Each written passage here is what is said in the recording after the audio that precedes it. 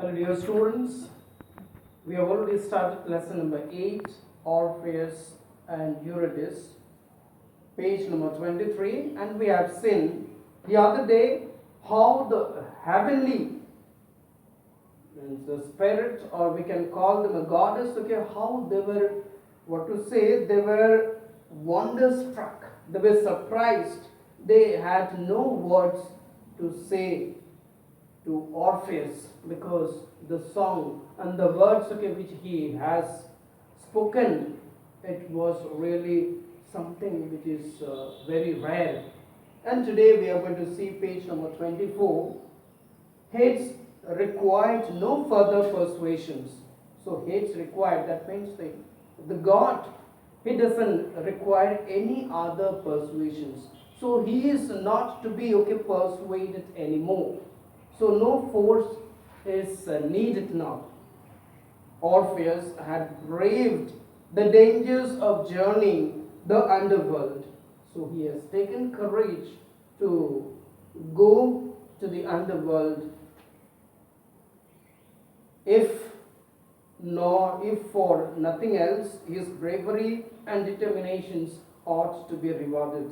And if for nothing else, it is said, his bravery and the determinations, to reach to the underworld and to speak to God, hates the God of underworld, it's really something which is to be appreciated.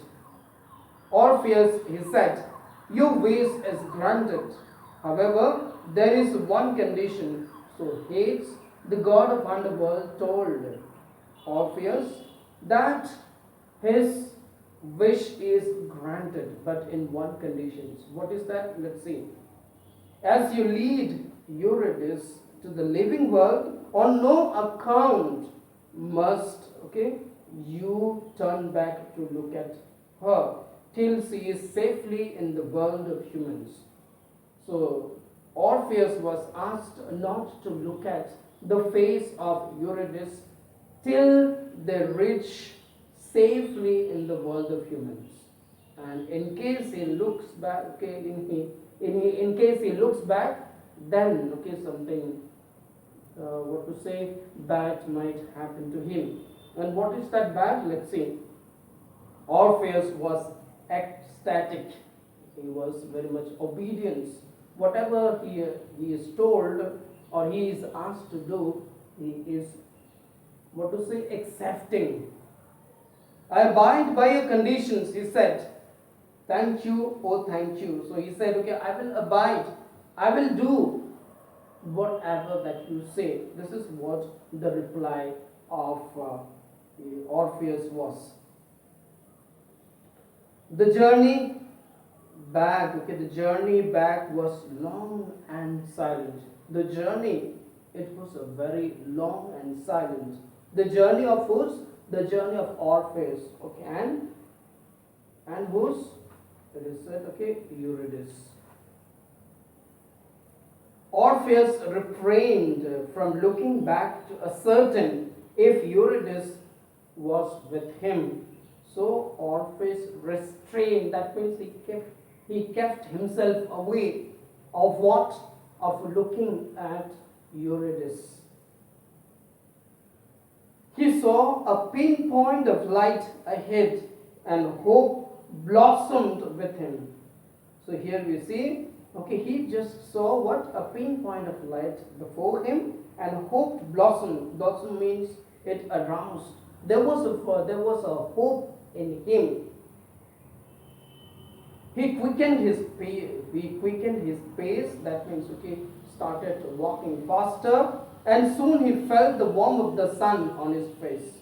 So the moment he felt the warmth of the sun, what did he do? Let's say, in his joy he turned back to share the moment with his beloved. And the moment he felt the warmth of the sun, he just turned back to share.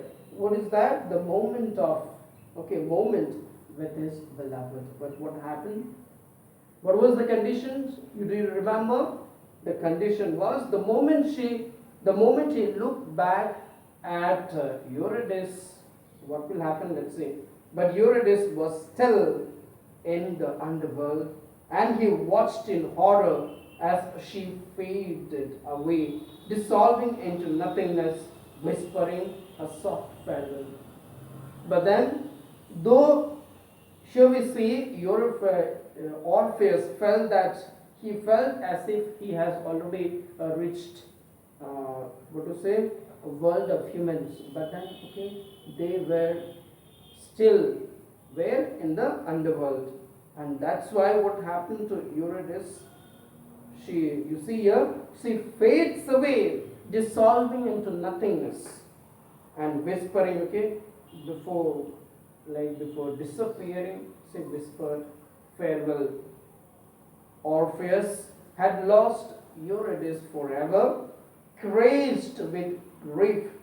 So the crazed with grief means he was uncontrollable. Okay, Euryphides, okay, Orpheus was beyond, what to say, control. He could not be controlled because his sadness knew no bound. He was so sad. He wandered the earth singing mournful songs, and he went around, roam around in the world singing only sad songs. Slowly, he wasted away until in death he was united with his love Eurydice. And this way he passed his time. And we see the death, only death united him with his beloved Eurydice. So this is the story. We have already seen right in the beginning that what are the things that happened, and today we see that Orpheus had the courage to talk to the god of underworld. Even he went to him and then told everything, whatever was there in him. And we see finally his wish was granted, but on one condition. But we see towards the end, Orpheus could not keep the promise, or could not keep the conditions which he was asked. And that's why what happened? His beloved Eurydice had to fade away into nothingness.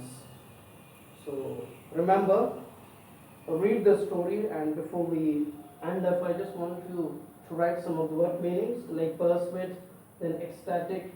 We have refrained, blossomed, faded, dissolved, and creased. So see, these are the word meanings that you have to write. So thank you so much.